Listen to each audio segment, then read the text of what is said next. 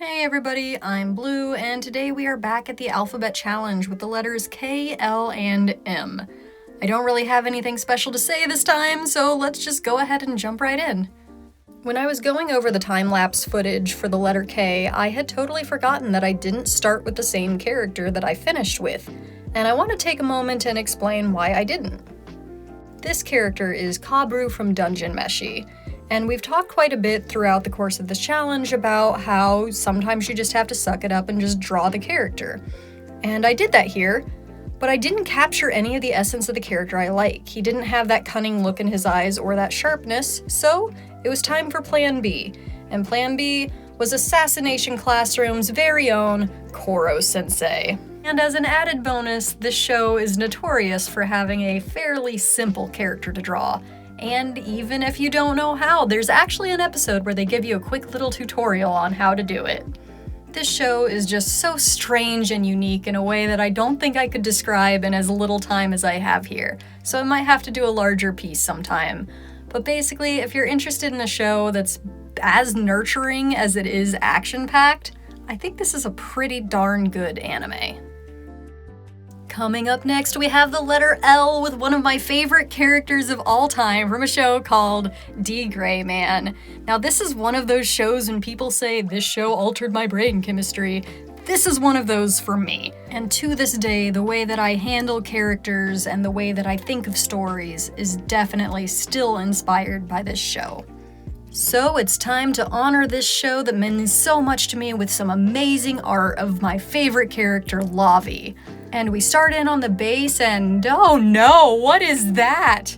This is a character that I've loved for so long that starting to draw him, I felt my old high school bad habits slipping into the drawing. So this is the point where we kind of give up, right? We switch to a different character or we move on, right? But no, not this time. This time we're gonna give Lavi another full shot and we're gonna try again. Now, it was super obvious to me that what I did was I drew him more or less from memory. So time to pull up some more references, get a solid pose just so I don't have to think too hard about it, and really pay attention to the way he looks. And specifically, pulling in a lot more of the textures that are on his design, because that's something that I completely failed to do in my first attempt. And as much as it bothers me that the right arm is still kind of pinned looking, this is already just leaps and bounds better than what the previous attempt was. The face shape's correct, the eye shape is more on point. This is better. And using references really does help and does make a difference when you're drawing, even if it's somebody that you've drawn quite a few times before. I decided to stick with more of a manga classic grayscale for this because that's so much of the content of this series. And there we go. That is a much better drawing of the lovely Lavi. And the very last one for this video is the letter M, and it was only a matter of time before Pokemon something or other showed up, and because I wanted to do a human character, I decided to focus on Pokemon XD Gale of Darkness, in spite of the fact that every PokeTuber I follow says that this game just doesn't get any attention. But that has to be wrong, right? I'm just a tiny little channel. So who do I draw? There's the main character, who's the poster child for the game, so that would make sense. Or Lovrina has a cute, fun design, very reminiscent of Hatsune Miku. There's this weirdo Chobin, who is an interesting character at least. Or the most iconic character in all of OR region, Mirror Bee. If you're looking for a sort of process video on how I drew this, I did do that already.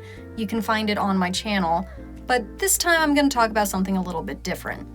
I'd been told that things from Pokemon XD Gale of Darkness don't do well on the platform, and I didn't really care because I love this character, who else am I gonna draw? But I was surprised that to this day, this is my lowest performing video. So you know what that means. It's time to build hype for this little game. Nowadays, the biggest complaint with Pokemon is that it has become so samey. You know exactly what sort of path you're on and what's going to happen.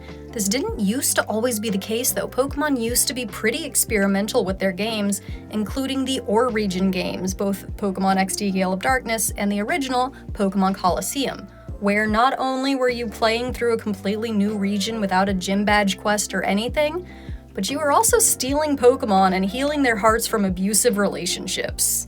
all while stopping an evil organization set on world domination. Which, alright, I'll admit that's not the most original thing, but it really was rewarding to find these Pokemon who have been mistreated and abused and be able to help them learn to feel and express themselves again through the love and joy of a trainer relationship through battle.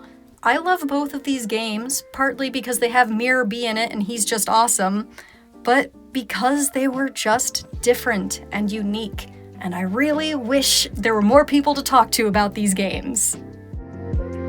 But there we have it, KLM. I hope you guys enjoyed this video. Next week we will be taking a break from the Alphabet Challenge and returning to something else. I'm not sure what I'm doing just yet, but I'll see you next week for that video. Until then, later!